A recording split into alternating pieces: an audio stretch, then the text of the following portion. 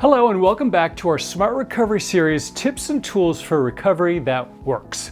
As you probably know, Smart Recovery is the world's largest and fastest growing network of mutual support groups using science and self-empowerment to help people overcome addiction to harmful substances or behaviors. SMART is based on a simple 4-point program. 1 is building and maintaining motivation. 2 is coping with urges. 3 is managing your thoughts, feelings, and behaviors. And 4 is living a balanced life. Coping with urges is probably the most challenging thing we all deal with. Last week, we checked out how to use the DEADS tool to avoid possible slips.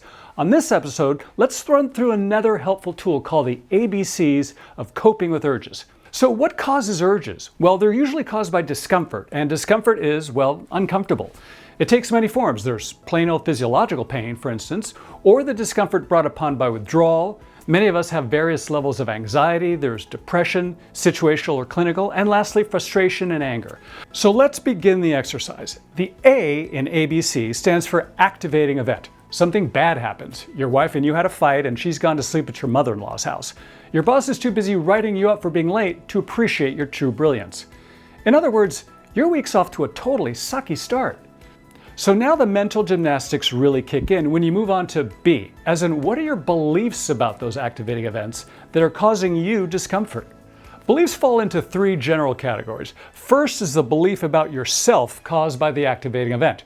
Does the fight with your wife and the problems at your job make you believe that you're unlovable and unemployable? Second is your belief about others. Must you believe that your wife and your boss always had it out for you? That they're bad people? That they're not on your side? Third is your belief about life in general. Maybe you believe that life is unfair and that you're unlucky and you'll never be happy. But must you believe these things too? Chances are these beliefs, which you created in your own mind, are causing more discomfort in the form of anxiety, guilt, shame, anger, hostility, and depression. Most people never stop to analyze their beliefs about what happened in their lives. They just jump right over to C, as in what are the consequences of those beliefs? Well, the big one in this case is you use again to ease the pain, and that is not a good consequence.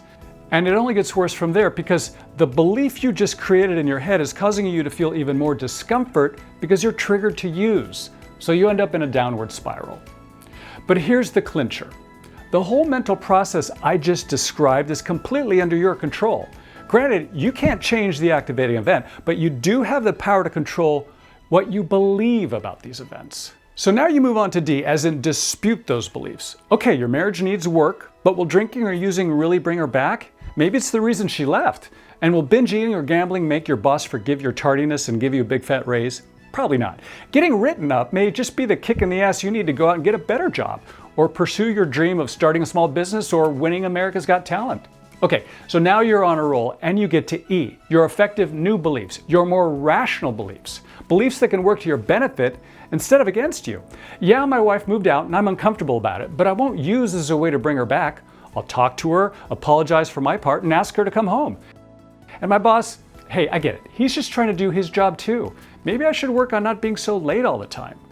And there, you're done. You dealt with the curveballs that life threw at you. You chose what to believe about them and how to respond to them and how not to respond. You exercise the power to change your beliefs. And in so doing, you change how you felt. And hopefully that made whatever discomfort you were going through go away too. Win-win in every way. Stay tuned for even more episodes of Smart Recovery's tips and tools for recovery that works.